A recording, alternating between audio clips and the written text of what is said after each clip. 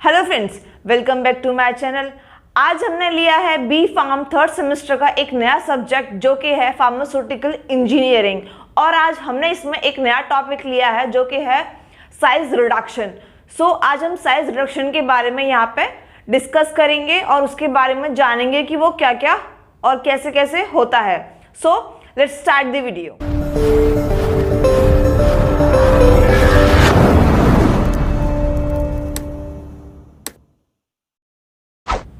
Size reduction, जैसा कि नाम से समझ में आ रहा है, साइज रिडक्शन मतलब किसी भी चीज़ के आकार में कमी करना, साइज को रिड्यूस करना।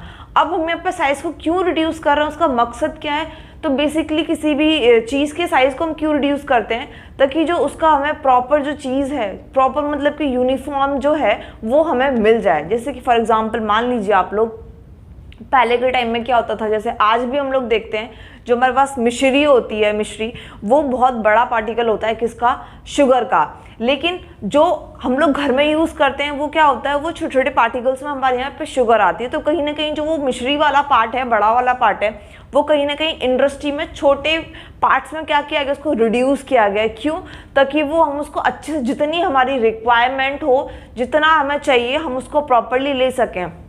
अब क्योंकि अगर हम मान लीजिए इतनी बड़ी मिश्री है, अगर हम उसको पूरा डाल देंगे किसी भी पानी में या किसी भी चीज़ में जो हमें बनाना है, जैसे मान लीजिए जूस बनाना है, तो उसमें हमें नहीं पता चलेगा कि कितना डालें जिससे कि हमारा प्रॉपर अमाउंट बन पाए। लेकिन जो आज हम लोग घर में यूज़ करते हैं वो क्या होता है, वो शुगर होती है, वो बिल्कुल यूनिफॉर्मली क्या होता है, उसके पार्टिकल्स होते हैं वो रिड्यूस साइज़ के होते हैं, जिससे क्या होता है, हम जो भी चीज़ बनाते हैं हम उसमें वो चीज़ एक्यूरेटली डाल सकते हैं। यहाँ पे कुछ ऐसे ही बेसिक से ही यहाँ पे इसका प्रिंसिपल है। साइज रिडक्शन में क्या होता है, इसकी जो डेफिनेशन है वो है, it is a process of reducing large solid unit masses into a smaller unit masses. मतलब कि सिंपल सी है कि ये क्या है, size reduction is a process, एक ऐसा प्रोसेस है जिसके अंदर की रिड्यूस करते हैं लार्ज सॉलिड यूनिट मासेस को। सॉलिड मतलब कठोर जो भी चीज़ है, जो भी हमने ली है वहाँ पे, सॉलिड पार्टिकल जो भी लिया है, जो बड़ा है उसको छोटे पार्टिकल्स में कन्वर्ट करना। ठीक है, सिंपल ये इसका मीनिंग है। अब नेक्स्ट पॉइंट क्या कहता है, जो साइज रिडक्शन है, हम इसको और किस किस नाम से जानते हैं, इसको हम और जानते हैं, it is also called as comminution, diminutions and pulverization. मतलब कि ये जो है, ये वाला हम इसको, और इनके ये नाम है, ये बेसिकली जो ये क्वेश्चन है ये बन सकता है किसके लिए, एमसीक्यू बेस के लिए बन सकता है ये क्वेश्चन। नेक्स्ट है इसके ऑब्जेक्टिव, मतलब कि साइज रिडक्शन की क्या क्या ऑब्जेक्टिव्स हैं, क्या क्या उद्देश्य हैं, क्यों करते हैं हम इसको। तो इसमें जो फर्स्ट जो हमारा ऑब्जेक्टिव है वो ये है, to subdivided large solid particles to smaller size particle. Obvious ही बात है, ये तो नॉर्मल सा है कि टू सब डिवाइड करना, किसको? लार्ज सॉलिड पार्टिकल्स को स्मॉलर साइज में कन्वर्ट करना, ये हमारा पहला इसका ऑब्जेक्टिव है। सेकंड है to increase the solubility of slowly soluble drug, मतलब कि उनकी ऐसी ड्रग्स की सॉलिबिलिटी को इंक्रीज करना जो कि बहुत स्लोली सॉल्युबल होती हैं। स्लोली सॉल्युबल जैसे कि हम मानते हैं, अगर हम लोग, जैसे मैंने बताया, चीनी है, अगर हम चीनी को किसी भी पानी में अगर घोलते हैं तो हम उसका चीनी को ना लेकर हम मिश्री लें और हम मिश्री को हम उसमें घोल दें, इतनी मतलब पार्टिकल है वो पूरा मिश्री, और उसको हम लेके पानी में डाल दें एंड देन घोलना स्टार्ट करें, तो वो अप्रॉक्सीमेटली बहुत ज़्यादा टाइम लेगी। लेकिन अगर हम वहीं चीनी को अगर हम घोल लें तो वो ज़्यादा टाइम नहीं लेगी। तो सेम बेसिक सा इसका यही है कि to increase the solubility of slowly soluble drugs.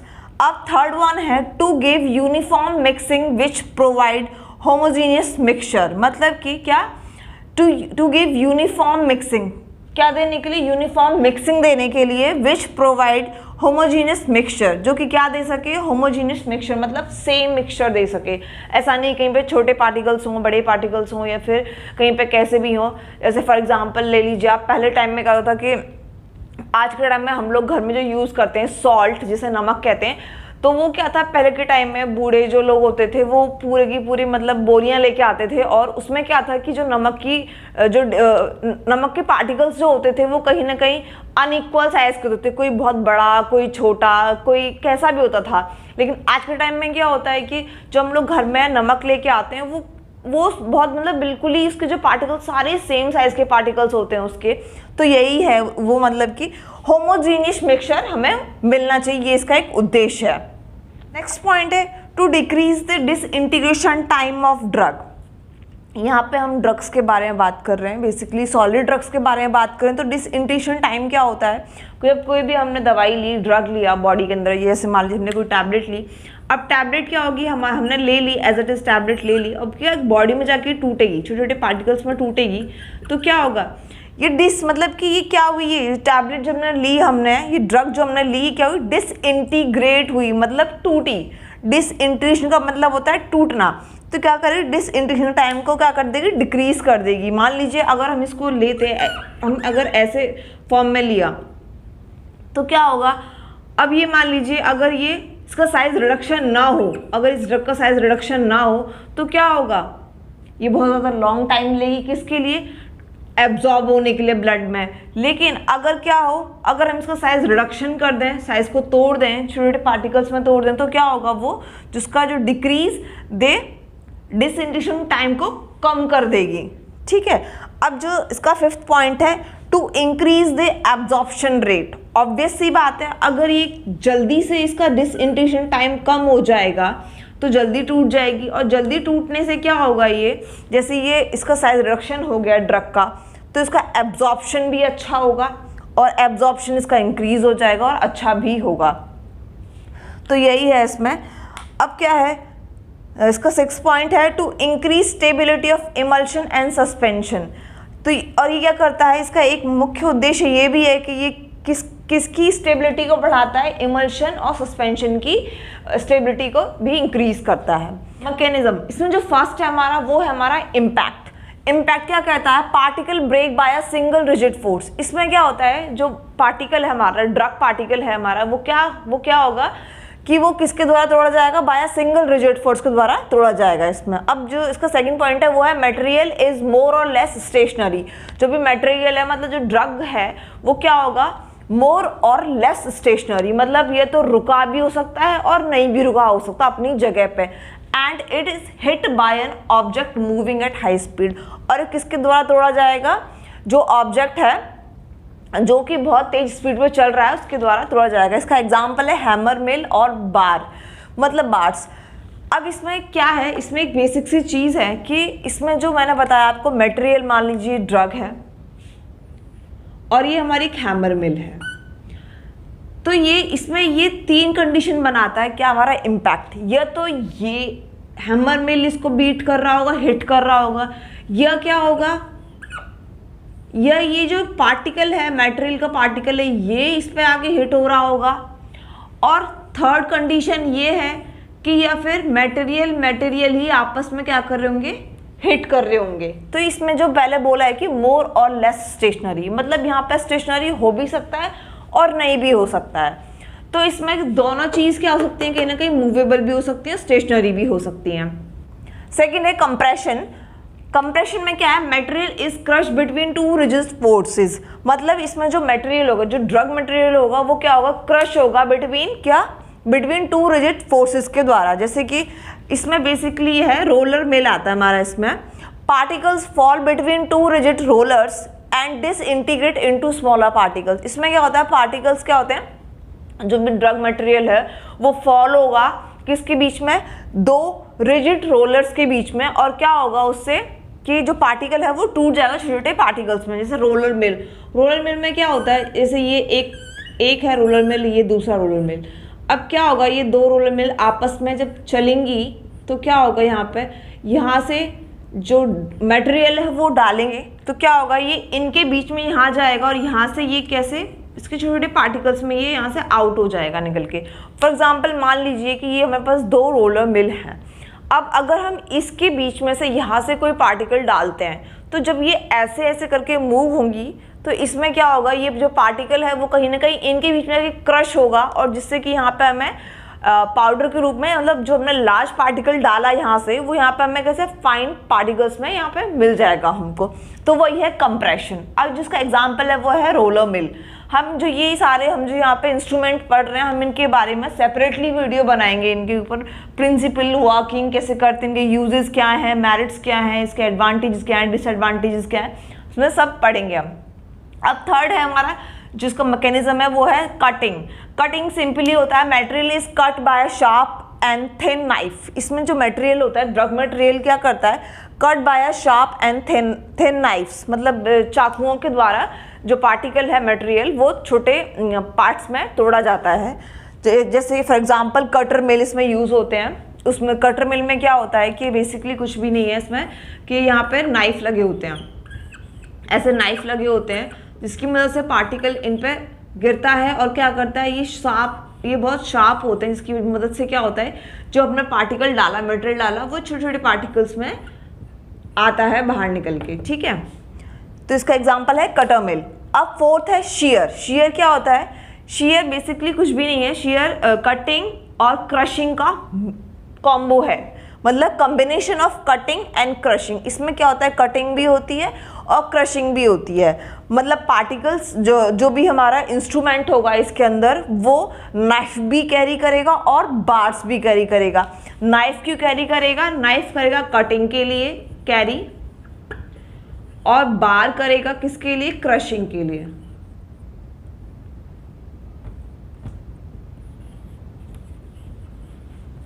Crushing के लिए बार्स यूज करेंगे हम इसमें।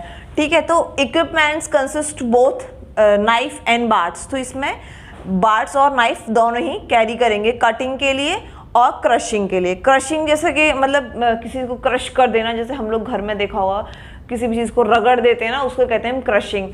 जो घर में हम लोग यूज़ करते हैं ज़्यादातर चीज़ों को करने के लिए, जैसे कि पत्थर पे हम लोग कोई भी चीज़ घिस देते हैं, जैसे मान लीजिए एक ईंट है और हमने कोई पार्टिकल लिया और ईंट से हमने उसको रगड़ दिया, तो वही उससे क्रशिंग हो जाता है सिंपली। ठीक है, तो यहाँ पे वो बार्स काम करते हैं।